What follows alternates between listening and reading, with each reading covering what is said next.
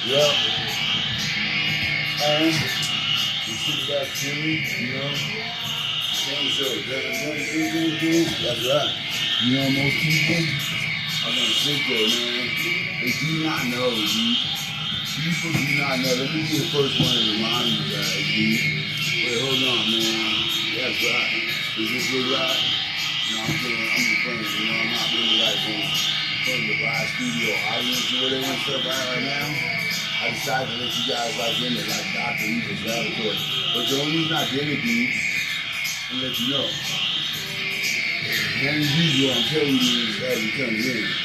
You know, you can see the room's kind of like messy and stuff, right? If you look over there and stuff, right? You know, this is how I live, dude. Look, with my music division, just literally on the wall back there. You know, and yeah, Darth Vader's all right, dude. You know what I'm saying, dude? I mean, who else is gonna put a big old giant hornet's nest in the middle of the goddamn sky? Yeah, these blocks can't fuck with that nigga. But listen, let me tell you something is similar. But listen, at the same time, a lot of times people will sit back and they'll be like, oh, you know, the word, what my room brings to me to mind, and I don't know what you can see back there and you listening to is like, I've actually have 2 James Bond stories that I'm working on right now. It's like a 2-parter. It's not really a 2-parter, it's just one character returns for the second one. And so this song that's here playing in the back, you know, is more about like, it's, you know, when I finish the packaging stuff, I think that, you know, whoever I want to message, and I'm not sure who actually, you know, controls the James Bond franchise, the longest running franchise in film history. You know, a lot of, I think this is a good one.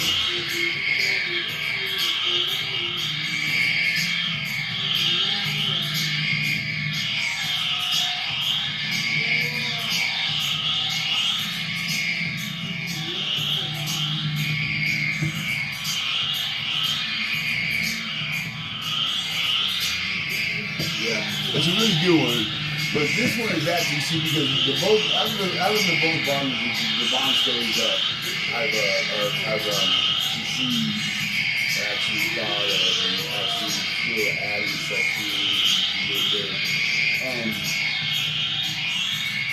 You know, the first one is actually White Bond, called Not My Time to Die. And then the second one that I'm working on right now is Black Bond, and that's called Mark the Exorcist. And so there's one character, there's a character in Malachi. It deals, well, and the first one is in Africa, and that deals with Solomon Noble. You know, what Solomon Noble has done is actually building the technology that makes Africa military capable of handling any army in the world, right? And the man that's leading them is the man that's Solomon Noble. Alright, so I'll skip past that. I'll skip past that part of the stuff, right? But the character that's returning in both and that's in the stories is a young man by the name of Malachi Jones.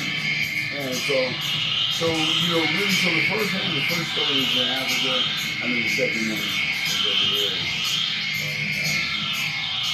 You know, Malachi, he was exiled from the United States and Solomon was over in Spain. That's a long story. But that song right there, I think, like when I finish the package and stuff, is what I'm going to actually offer to the company. Before I was so really interrupted down in Southern California, Stephanie, if you're listening. Limited Pet Insurance helps you cover the cost of your pet's health care. Me came. I tried to call back, and the other secretary was rather rude. And she wanted to know who I was. Alright, and I was just like, well, you can customize your policy so you only pay for the coverage you need, and when you do end up with that, you can save up to 90%. What I envision and stuff is this. Most people are going to sit back, right, and they say things. Some people will sit back and they'll tell you things. I'm liking it. Cold for the charge infection. Just like I was saying. Why they're so awesome, I think, is all of the features that are built into it. Your trust map is always our goal and vision. Our users come from all over the world. Like America, Germany, Japan, Canada, France, Italy, and so on. We sponsored some big fishing events and took part in famous exhibitions. We're always putting you user first, 24-hour responsive customer service, professional technical support, and finally the warranty. You know, what my past actually invokes all scenarios, energy solutions, all in me time. Me time. Life and discovery. I wasn't there. I was just getting out of YA when Guns N' Roses first broke in Hollywood. But I do have, one of my favorite videos was actually the Great Eviction video for Mountain Song or whatever. I forget what that video is called. And it has like a bunch of the things compiled in there and stuff. Steve Perkins playing drums on the kitchen floor with the pots and pans and all that stuff, right? But what that invokes is like the insanity that is around, like, rock and roll. Like when real rock and roll is going on, like right. Like I said again, I was just getting out of why I'm still around 17. No, I'm alright. Listen. What happened was, at that time, 87, in 1987, 1987 was, I got out in 1988, so I was down for almost 40 years, down for 41 years and stuff, right? And, so when I did get out, and luckily I did that when I was just a kid, piece of crap, leave me alone, but at the same time and stuff, right? What happened was that I got out, this was around 1988, it's just a totally different world, man. Totally different world and stuff, right? Hip-hop was still very young. As a matter of fact, Signs of the Times album, Fuck the Police and all that stuff, and NWA came out straight out of Compton, which was like my deal for years, like Breaking Shit, more. Because the fools are like always talking shit. So everybody goes and stuff, right? I'm sitting there and stuff, right? And most people would sit back and say why, but I'll tell you one thing. When you sit back and you watch the world, like rock and roll go down running, when you get back to like 1987, 1988, Hollywood, which was actually Take Over Hollywood Part 3. Part 1 was Jane Morrison and the Boys, Part 2 was Molly Crew, Part 3 was Guns N' Roses. Where it's like $6, dude. You know what I'm saying? So you go through like all that insanity and stuff, right? And if you look at the videotape, of like, Dave Navarro walking through his apartment, and it's like, yeah, see this hole in the wall, this stuff with my girlfriend's head through the wall, you can still see the lipstick, and of course, an Axl Rose shows up. You're like, where am I? No. But Axl Rose shows up from like Indiana and shit. Axl Rose shows up, and it's like, so once again, because it's about Slash, if you're honest with yourself, black cars, that kick ass, right? And so it's really about Slash and stuff, and like, right now. Duffy Kagan hit me a couple weeks ago. I sent him a resume. I think that me and Duffy get along really, really fucking good. Because like I said, it's like, he really reminds me of like a high school friend that I had and stuff, but I don't want to say any names and stuff, right? A lot of people that walk up to you and say, couldn't be a leader. But whatever and stuff, right? Like whatever. So at the same time and stuff, right? He reminds me of a high school friend and stuff. We were very good friends. All we did was like laugh. And that's how I made friends when I was a kid. We could laugh at everybody and everything, and nobody else knows what the fuck we're laughing at, and that irritates them even more. We're fucking brothers, dude. That's good. We're like brothers and shit, right? And so, at the time, 1987, 1988, like I said, was like take over Hollywood Part 3. That was Guns N' Roses and Fort Slash and all the kick-ass shit that came from it. Sunset Strip, everything and stuff, right? Years. I only met Lady once. I'm still envious of these guys and stuff, right? Got to hang out with them like every fucking day. Because for me, it would have been more like, I'd have been like, Ryan, me and Joe do the morning, wake up, dude, we go for a little ride. Shit like that, like every morning, keep you on your toes and shit, dude. And so it's like, it's funny and stuff, right? To a lot of people, for a person, let me tell you something. For a person to know something and stuff, right? Let's just say, all right,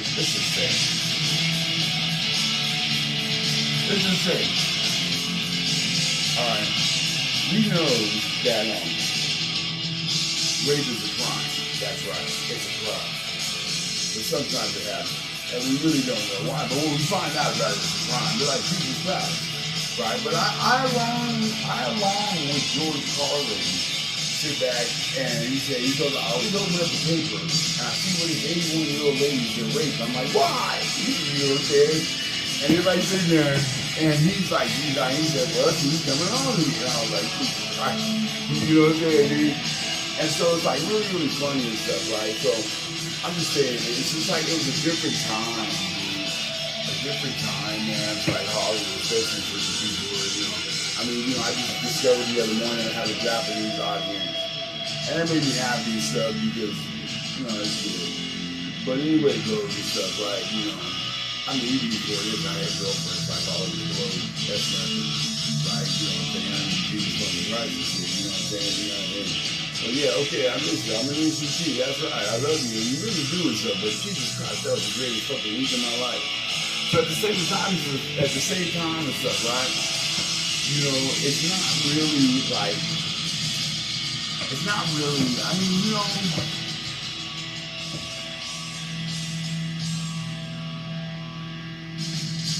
anyway and stuff, right? So, you know, I guess what's going on now and stuff, right, is I don't have a lot of time and stuff, right?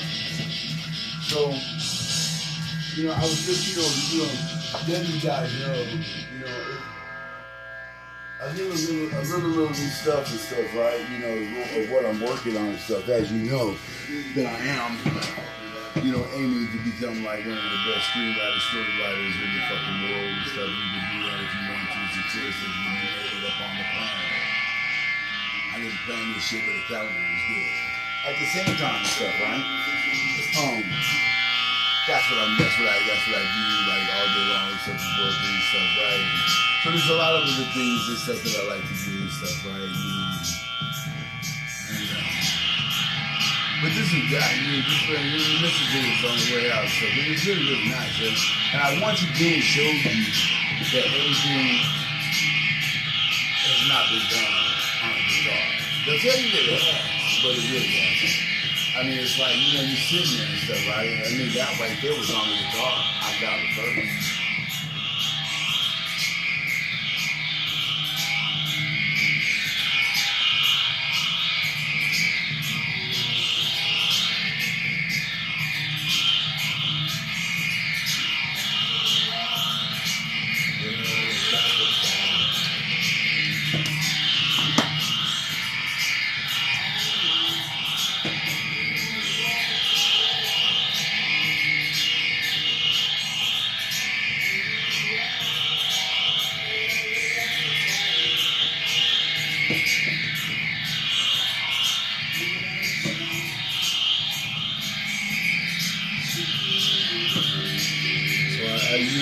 So like I said, once again, it's just me proving that everything that you can do on the guitar is not easy. Lots of people are so down and claim to be like, you know, the best I feel and see and a bunch of other rules. But then you gotta stop and you gotta ask. You say, what you need? Somebody will step up and say, I'm the best, so good. I'm the best guitarist in the world. And I'm like, well, of what you hear? Oh, the picture is actually on the wall. So,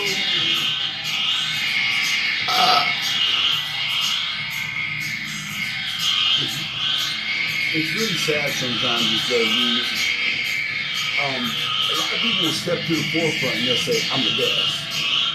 And at that time, I'm like usually forced to like sit back and, you know, and I do things and stuff, man. If people like grew up and stuff and they're like heroes and stuff or whatever, right? There was one point in time that I used to think that the two best guitarists in the world was #1 probably. Well, it's in both of the bloodlines. You know, Dave Mustaine with journalists and, you know, of course, so we like the composers and stuff, Oscar and stuff like that. Especially bloodlines just like that. But it's also actually Kirk Hammett, which is my other favorite, which is actually Spanish. But you know, when you start talking about the Spanish, it's like he was Spanish and he really nothing. You know, it's really, really funny.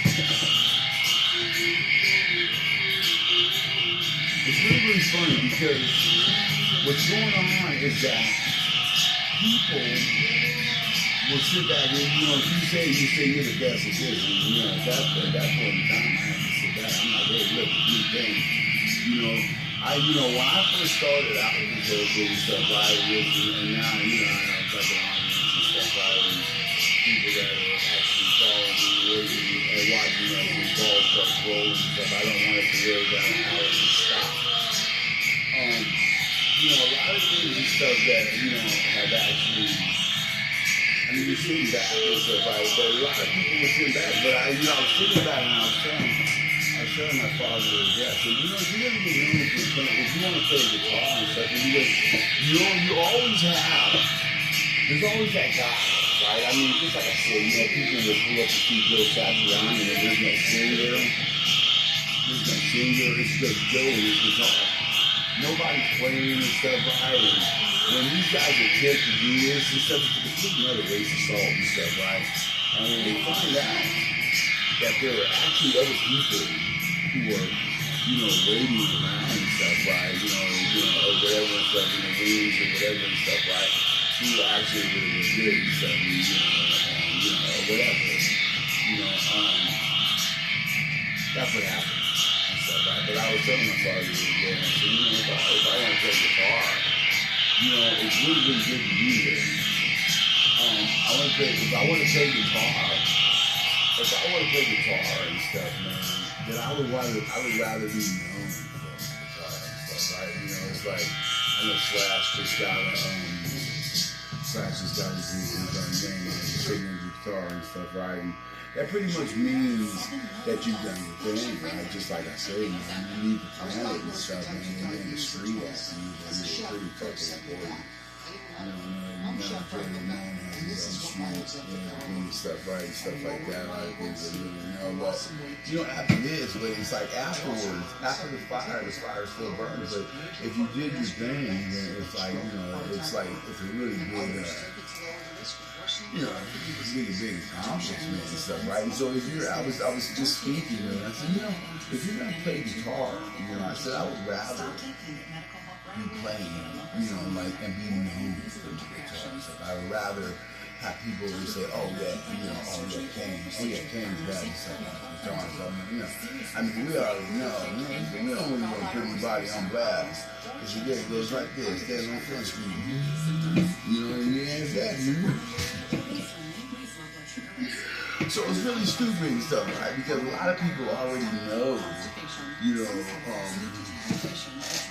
what the possibilities are and stuff like that and stuff, right?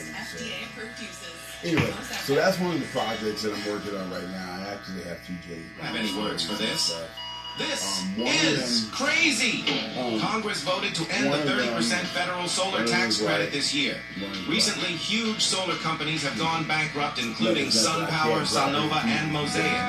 The end of the 30% federal solar tax credit means even more solar more like about like if you have been thinking about putting solar in the background now, don't wait until it is too late and say, I wish I would have. Act fast or pay 30% more later. The solar industry can be a shady business. We've all heard the horror stories of incomplete projects, terrible service, and companies closing their doors never to be heard of again. So who can you trust? How about a local and veteran-owned company with over a decade of experience and thousands of 5-star reviews? Semper Solaris. They are more than just a solar company. They are whole home energy solution experts that do roofing, HVAC, and more. So even if solar disappeared tomorrow, they'll still be going strong. In order to take advantage of the 30% federal solar tax credit, you need to have your system installed by the end of the year. Semper can meet the deadline because they are also California's fastest solar installer. Whether you're looking to add solar for the first time or need a reliable solar company to service your your existing system, Semper Solaris has your back. Visit SemperSolaris.com Right, but now. you know, after talking to the grant writer, I hope you say it's still a bad for me or something, a little bad. My phone got stolen, dude. That's what happened. I was helping some guy work on his music, dude. My phone came up fucking missing. That's what happened, dude. All right, Zach. And I didn't want to call you or email you from my thing, dude, but because of the fact, dude, I'm like, you know, I mean, we live in a world, and plus it's America, cybercrime is running rampant, brother. So at the same time and stuff, right, I didn't get back on the phone or anything, stuff like that. That was the lapse. But I don't know why they keep playing Metallica. Dude. This is Metallica station or something. Is this a Metallica station? I remember KSJO. That was the best goddamn rock and roll station in the whole fucking motherfucking world and shit. These crap.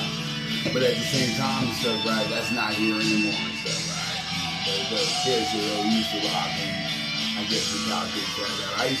I have a friend named Jimbo that I was messing with a radio station down in San Bernardino called 96.7 K-Town, and you know, really good friends with them and all that. So I didn't even know what happened. It happened. I don't know if I told you that, but I'm telling you that now. I was the one that was running around like, hey, we gotta write a petition, we need to fucking in on this city guy, you know, some kind of shit, dude. But, you know, thanks to those guys, man, I put in my internship. I put in my internship, man, because I could be riding down the street and I would hear a commercial about with me in there and stuff, right? We were laughing at you guys and stuff. And I'm like, yeah, let's do like whatever put you guys. But at the same time, you know, and stuff, right? Then all the hate started. We really don't know. But stay sharp. Stay real sharp. At the same time and stuff, right? You're sitting there and stuff, right? And so that's what's going on in my life. Because it came before I give you a call letter, you know, let you know what's going on. So what's really happening, everything is really back. You'll put that iceberg back. So at the same time, so a lot of times, so people are gonna sit there, and you know, there's a lot of things and stuff, right? You know, as long as everything flows the way it's supposed to, you're all right. But at the same time, so we're gonna sit back like this right now, and this is what I'm working on. I'm just letting you inside my laboratory for a little while. You know, I was going to a comedy school, you were probably about stolen, and something, you were playground. How dare you, mister? Yeah, dude, so anyway, stuff, man, it's me, it's Kane, man, just letting you guys know what the hell is going on and stuff, and why, and let me know, you know, I'm Anthony Green Jr., a.k.a. Kane, is the motherfucking station. You know, look on that motherfucker, man. You can see some really good shit. I'm thinking that right now. I got some of the dirty motherfucking shit out there right now. I'm very proud of it. I guess it's one song. It's not really an anthem. You know, it's a good song, dude. You know what I'm saying? You know, I would suggest that you listen to Mason's or Bottom of the Bottle before you make any fucking judgment about what the fuck I can do on a goddamn guitar for that amount. Fuck you, Kane, bitch. That's how sanitary that bullshit. My father was in the sanitary. Did you know that? And they treated it bad, dude. No, fuck that. No, it's over, dude. Fuck that. No, of course my dad wasn't in no sanitarium. I'm joking. That's your guys' fucking problem. You guys take everything. You guys don't try to turn it all serious, dude.